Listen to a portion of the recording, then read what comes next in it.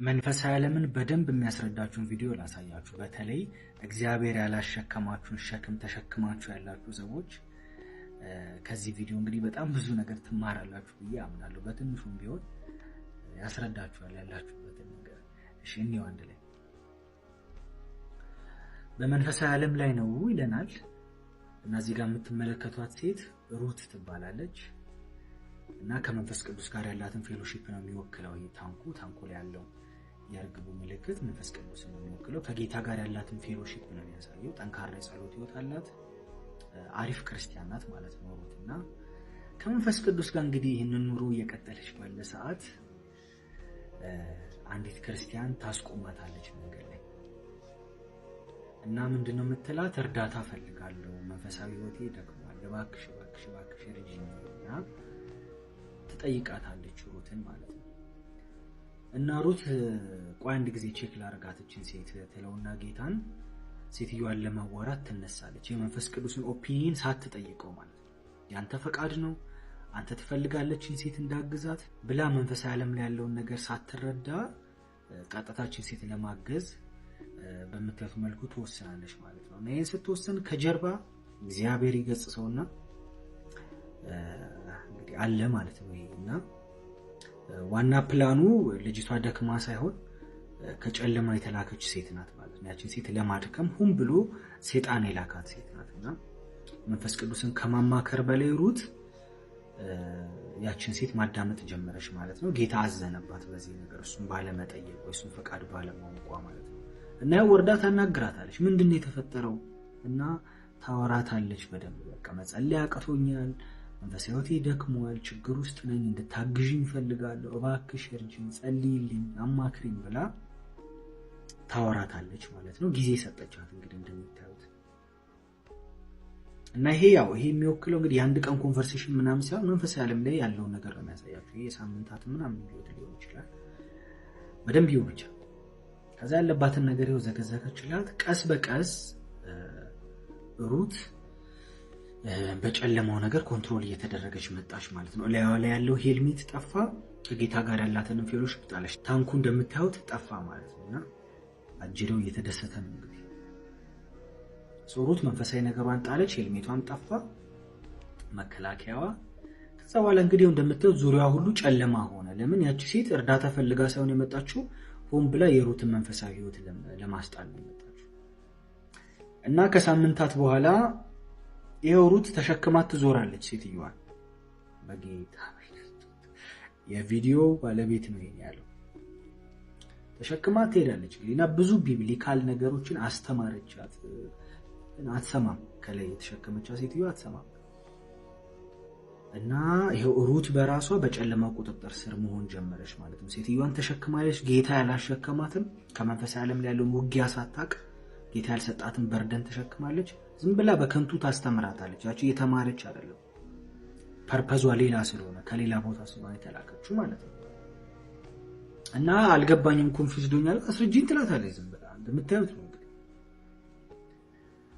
እና ተሸክማት እየሄደች ጊዜ ካለፈ በኋላ ለጨለማም ደግሞ በር ተከፈተ ማለት ነው በዚህ ምክንያት። እና እንግዲህ ከላይ አጅሬውንም ደረበችው ማለት ነው ሩት። ለምን? ኮንትሮልስ ገባቻ፣ ተቆጣጣረቻት። ከዛ ይኸው ጨለማ ጌታ ተሸክማቸው ትዞራለች እንግዲህ ሩት። የሰይጣን ስሊቭ ሆናለች በዚህ ሰዓት ነው የሚለው ቪዲዮ ባለቤት ነው። እና በዚህ መሃል የሆነ ነገር መታቸው፣ ተሸክማ እየሄደች ያለ ያው እንግዲህ መታቸው የሆነ ነገር። ከዛ አጋንንቱ የሮጠ ሄደ እንደምታዩት።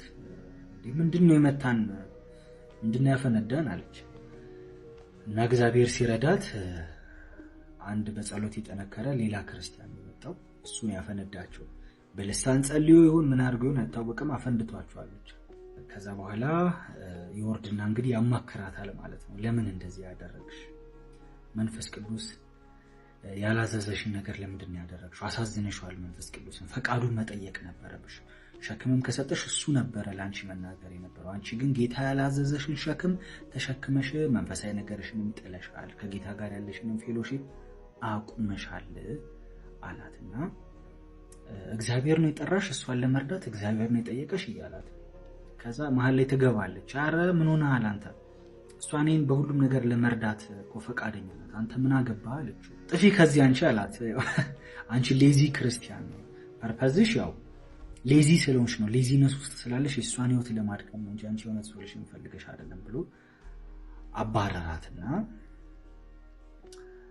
እንግዲህ ሩትን እንደምታዩት ሰይጣን በምን አይነት መልኩ ክርስቲያኖችን በዚህ ጊዜ አታክ እያደረገ እንደሆነ እግዚአብሔር ያላሸከመንን ነገር ስንሸከም እግዚአብሔርን ፈቃድ ካልጠየቀን ህይወታችን ምን ያህል አታክ እንደሚደረግ አስረዳት ማለት ነው ለሩት። ጌታ ይባርከው። ከዛ በይ እንግዲህ ንስሐ ግቢ ለዚህ ነገር አላት። ያው እንግዲህ እንደምታዩት ንስሐ ገባች ማለት ነው። ይቅርታ ጌታ ሆይ ብላና እንደምታዩት እንግዲህ እሳት መጣባት ሃሌሉያ። ሄልሜቷ ራሱ ተመለሰ፣ ፌሎሺፑ ተመለሰ ከመንፈስ ቅዱስ ጋር ያላት ማለት ነው። እሺ እግዚአብሔር ኃጢአታችንን ይቅር ይላል። the tank of the holy spirit አላት። ያው ተመለሰ ወደ አንቺ ብሎ አሳያት። ኤክሳይትድ ሆነች፣ ናፍቋት ነበር ያ ህይወት። ጌታ ያላሸከማትን ነገር ተሸክማ ሰዎች ለጥያቄዎቻቸው ወደ አንቺ ሲመጡ የመንፈስ ቅዱስን ድምጽ መጀመሪያ መስማት አለብሽ። ሁሉንም ሰው ለመሸከም አልተጠራሽም ነው የሚላት ባጭሩ። ህይወቷን ከመንፈስ ቅዱስ ጋር ትጀምራለች። በጣም የሚገርመው መጀመሪያ አንድ ነበር የመጣባት፣ አሁን 40 ሆኖ መጡባት። መልሰው ወደ መንፈስ ቅዱስ ስትመለስ 40 ሆኖ መጡ ማለት ነው። ህይወቷን ሊያበላሽው እግዚአብሔር ይቅር ይበላቸው እና በኮምፒውተር ነው ታያቸው አየቻቸው። እንደምታዩት አይ ተምራለች ከድሮ ሌሰን አያችሁ። ድሮ ካሳለፈችው ነገር በጣም ተምራለች እና አያያይ ብላ አለፈቻቸው ማለት ነው። እና የሰዎችን ህይወት ቁጭ ብላ ስታይ ጌታ ያላሸከማቸውን ሸክም እሷ በፊት እንዳደረገችው የተሸከሙ ሰዎች አሉ። ምን እየተፈጠረ እንዳለ የማያውቁ ጌታን ሳይሰሙ በሰይጣን ስራ ውስጥ ቪክቲም የሆኑ ሰዎች ማለት ነው። እሷ እንግዲህ ከበፊቱ ስለቀመሰች መንገዷን ከጌታ ጋር ትቀጥላለች ማለት ነው። ብቻ ዋናው ሐሳቡ ሰዎችን መርዳት መልካም ነው፣ ሰዎችን ማገዝ መልካም ነው፣ የሰዎችን ሸክም መሸከም መልካም ነው። ግን የጌታን ፈቃድ አንደርስታንድ ማድረግ አለብን። እግዚአብሔርን መጠየቅ አለብን። መጀመሪያ ጌታ ያላሸከማችሁን ሸክም ተሸክማችሁ በዛ ምክንያት ህይወታችሁ ላይ ለሚመጣው ለየትኛውም አይነት መንፈሳዊ ድካም ተጠያቂ የምትሆኑት እናንተ ናችሁ። ለምን ሰው እርዳታ ፈልጉ የእውነት ጌታ እንድትረዱት ህይወታችሁ ላይ ያመጣው ሰው ይሁን ከጨለማ የተላከ ሰው ይሁን እናንተ ህይወት ላይ ያለውን መንፈሳዊ ነገር ለማጥፋት እሳታችሁን ለመስረቅ የተላከ ሰው ይሁን በስፒሪት ሆናችሁ ሳትለዩ መንፈስ ቅዱስ ስለዛ ነገር ሳይናገራችሁ በዚህ አይነት ሸክምን የምትሸከሙ ከሆነ ጌታ ያልሰጣችሁን በርደን ይዛችሁ ከሆነ ተጠያቂ እናንተ ናችሁ። ስለዚህ ጌታ ያላሸከማችሁን አውርዱ ከላያችሁ ላይ። ምናልባት ሰው ሊሆን ይችላል፣ ምናልባት ስራ ሊሆን ይችላል፣ የሆነ አይነት ግንኙነት ሊሆን ይችላል። ጌታ ከሌለበት ህይወታችሁን ቀን በቀን እየበላ መንፈስ ህይወታችሁን እያጠፋ ከሆነ ራናዌይ ወገናችን አዘጋጁ እንግዲህ እንደዚህ ብሎ መልእክት አስተላልፎልናል። ይህን ይመስላል እንግዲህ